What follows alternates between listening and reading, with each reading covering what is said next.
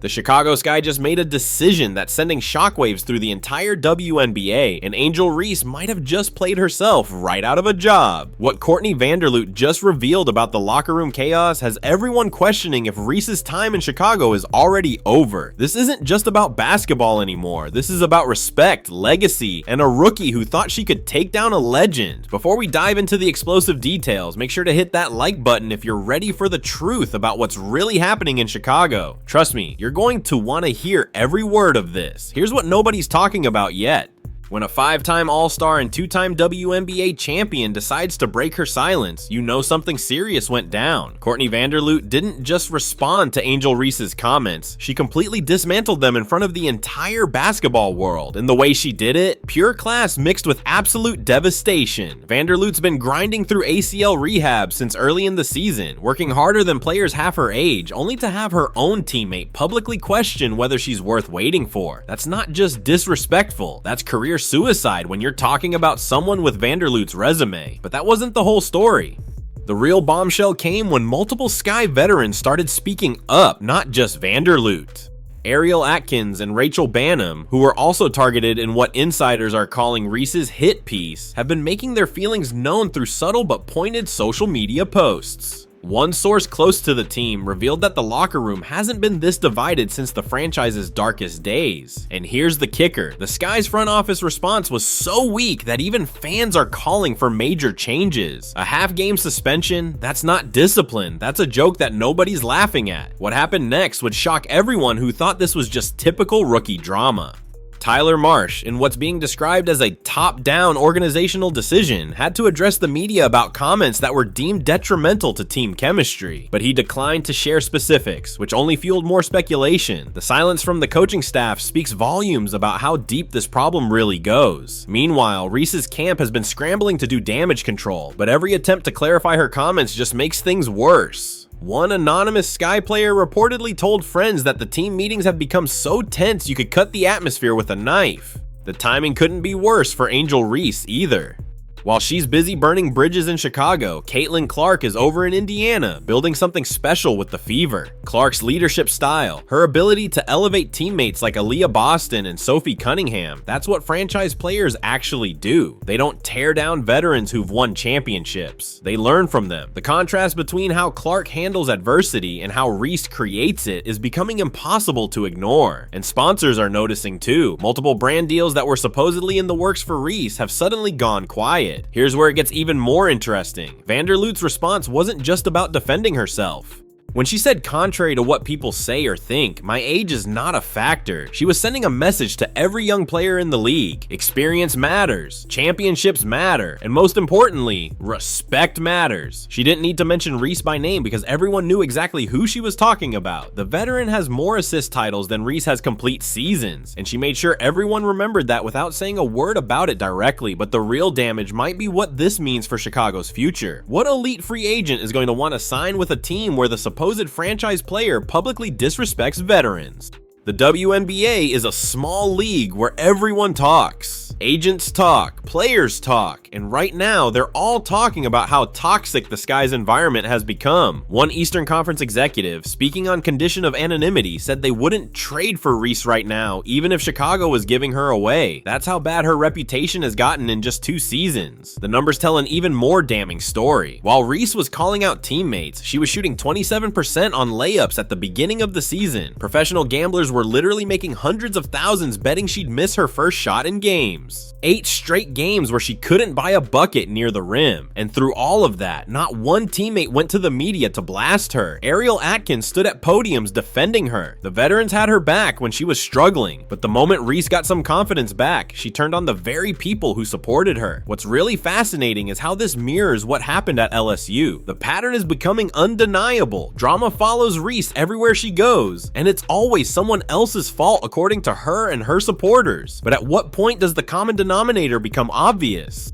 When you're constantly in conflict with coaches, teammates, and now legends of the game, maybe it's time to look in the mirror. The Sky Barbie brand that Reese tried to build is crumbling faster than a house of cards in a windstorm. The financial implications are staggering too. Chicago invested heavily in marketing Reese as their cornerstone player. Jersey sales, promotional campaigns, social media pushes, all of it centered around her being the face of the franchise.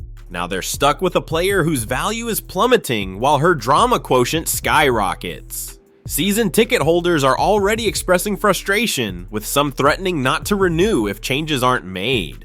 The organization is hemorrhaging goodwill at a time when the WNBA is experiencing unprecedented growth everywhere else. Meanwhile, Courtney Vanderloot's stock has never been higher. Her measured response showed exactly why she's been successful at every level of basketball. She didn't need to go on social media rants or leak stories to reporters. She simply stated facts and let her resume do the talking. 2 championships, 5 All-Star appearances, 7 assist titles. Those aren't opinions that can be debated, they're accomplishments that command respect, and she earned every single one of them through hard work and professionalism, 2 things that seem foreign to Reese's approach. The reaction from other WNBA players has been telling too. While nobody wants to go on record criticizing Reese directly, the support for Vanderloot has been overwhelming. Veterans from across the league have been liking and sharing posts supporting Courtney, sending a clear message about where their loyalties lie. When you've got players from rival teams backing Vanderloot over Reese, that tells you everything about how this situation is being viewed by people who actually play the game. Sources close to the situation say the Sky's front office is already exploring their options for the 2026 season. While they can't openly shop Reese without causing more chaos, they're definitely listening to offers. The problem is her trade value has tanked so badly that they might have to attach assets just to move her. Imagine drafting someone with a top pick and then having to pay another team to take them off your hands. That's the nightmare scenario Chicago is potentially facing. The contrast with what's happening in Indiana couldn't be starker. Caitlin Clark has the Fever playing their best basketball in years, and she's doing it by elevating everyone around her. Sophie Cunningham is having a career resurgence playing alongside Clark. Aaliyah Boston is developing into an elite post presence. The entire roster has bought into a team-first mentality that's producing results. No drama, no finger pointing, just basketball. It's almost like that's what happens when your best player actually leads instead of divides. What makes this even more painful for Sky fans is remembering what could have been. Chicago had the pieces to build something special.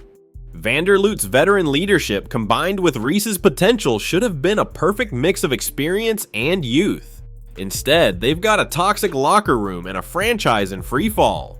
The coaching staff is walking on eggshells, the front office is in damage control mode, and the players just want to get through the day without another controversy. The most damaging part might be what this does to Reese's long-term earning potential. The WNBA is finally getting the recognition and investment it deserves, with player salaries and endorsement opportunities growing every year. But brands want athletes who enhance their image, not ones who create constant controversy. Reese had the platform and the talent to become one of the faces of the league. Instead, she's becoming a cautionary tale about what happens when ego overtakes ability. Industry insiders are already speculating about where Reese might end up if Chicago decides to cut their losses. The problem is, which team wants to take on that baggage? Every franchise has seen what happened in Chicago. They've watched a player with 2 years of experience try to big time a legend. They've seen the locker room dysfunction and the organizational chaos. Unless Reese makes serious changes to her approach, she might find herself with very limited options. The psychological aspect of this situation is fascinating too. Sports psychologists who work with professional athletes say this type of behavior often stems from insecurity masked as confidence. When you're constantly creating conflict and seeking attention through controversy, it usually means you don't believe your performance alone is enough. Compare that to someone like Vanderloot or Clark who let their game speak for itself. They don't need the drama because they have the substance. As we head into the offseason, the question isn't if Angel Reese will be in Chicago next year, it's where she'll end up and whether any team will take the risk. The Sky have to decide if they want to continue down this path of dysfunction or make the hard decision to start fresh. Based on everything we're hearing from inside sources, that decision might already be made.